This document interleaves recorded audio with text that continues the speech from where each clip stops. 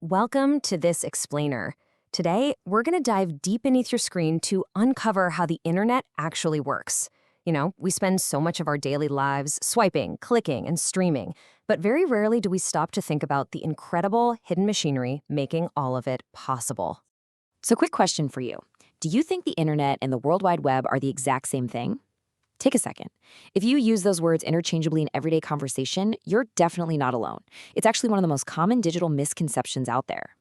All right, let's just bust that myth right out of the gate. The internet is the foundation. It's this massive, physical, and logical global network that connects millions of private, public, and government devices. The World Wide Web, on the other hand, is just one specific service that runs on top of that network. The web is the collection of pages and media you access using a browser. In short, think of it like this. The internet is the roads, and the web is just the delivery trucks driving on them. To really prove this, we just have to look at the timeline. The underlying network existed long before the web was even a spark of an idea. Back in 1969, a project called ARPANET successfully connected 4 U.S. universities. Then, in 1983, the TCP/IP protocol suite was introduced, which basically established the modern foundation of the internet. It wasn't until 1989, literally decades later, that Tim Berners-Lee, working at CERN, proposed the idea for the World Wide Web as a way to easily share documents over that already existing network. Here's our roadmap for today. First, the internet versus the web. Second, the logical layer protocols. Third, securing the data. Fourth, the physical internet infrastructure. And finally, keeping the world connected. Let's kick things off with Section 1, Internet versus World Wide Web. Let's start right where you're sitting, looking at that familiar digital interface you interact with every single day. This is the surface level of our digital world. It includes the social layer, where citizens and companies interact, the content layer, holding websites, news, and entertainment, and the application layer, powering your emails and instant messaging. This is what we feel the internet is, but really, this is just the user-facing interface sitting right at the very top. But if we pull back the curtain, you'll find the hidden machinery beneath those applications. First is the logical layer, handling all the networking, routing, and addressing. Beneath that is the infrastructural layer, the physical computers, routers, data centers, and cables. You absolutely need these massive, unseen layers just to load a single news article. It's kind of like a giant puzzle.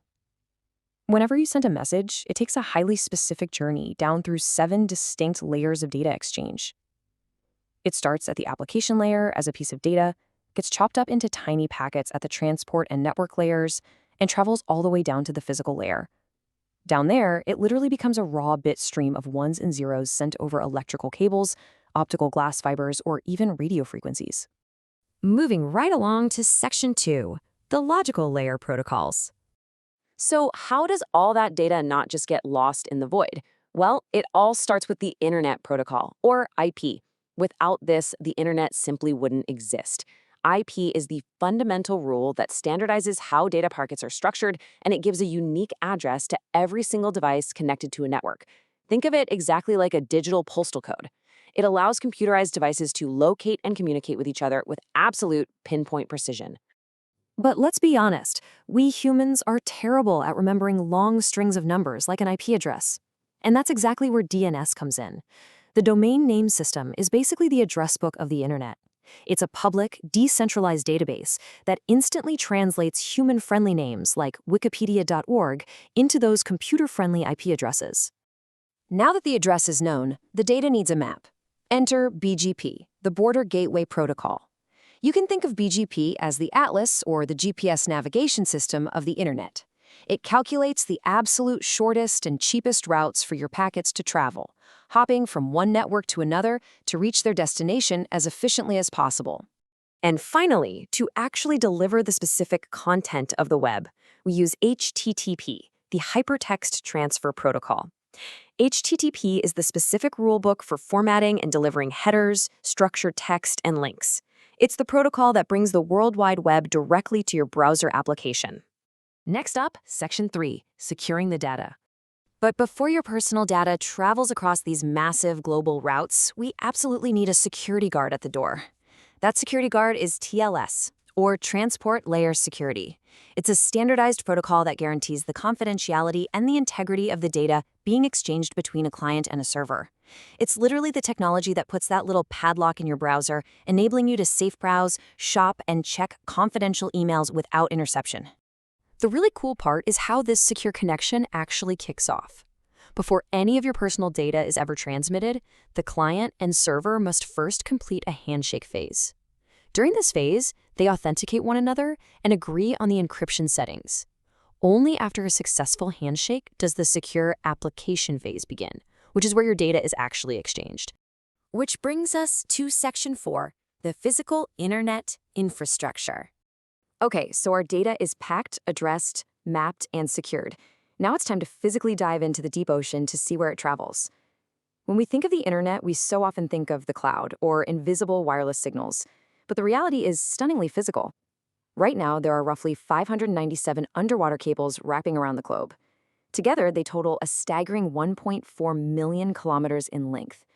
To put that into perspective, that is enough cable to wrap around the Earth more than 35 times. This massive network builds a pretty mind-blowing reality. You might think satellites handle our global communications. Actually, scratch that. A lot of people assume that. But in truth, 99% of all intercontinental internet traffic travels through these undersea cables. Satellites handle a tiny fraction by comparison, and at much lower speeds. The internet fundamentally lives at the bottom of the ocean. And here's the craziest part. The scale of these cables. They aren't massive pipelines. Each cable is only about 2 centimeters thick. That's roughly the size of your garden hose. Yet, these tiny glass threads facilitate over $10 trillion in daily financial transfers, quite literally powering the modern global economy. Finally, Section 5, keeping the world connected. So what happens when this incredibly vital, yet surprisingly fragile physical infrastructure faces real-world threats? Well, the reality is the ocean is a pretty hazardous place. Globally, there's an average of 199 undersea cable faults every single year. And they aren't usually broken by malicious hackers or, sea monsters. 86% of these disruptions are simply caused by fishing boats and ship anchors just dragging across the seabed. When a cable breaks, regions without backup lines risk long, devastating internet outages. To keep us all online, the industry relies on a massive effort of redundancy. Companies must implement robust backup systems and establish multiple physical routes.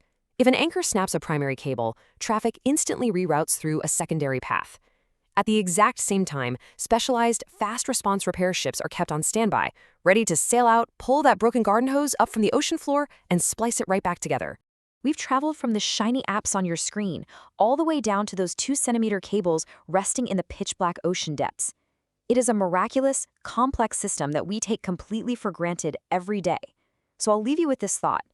Knowing that 99% of the global internet relies on physical cables, vulnerable to a stray ship's anchor, what would actually happen to your daily life, your finances, and your ability to communicate if those invisible underwater threads were suddenly cut? Thank you so much for exploring with us, and keep questioning the world beneath your screen.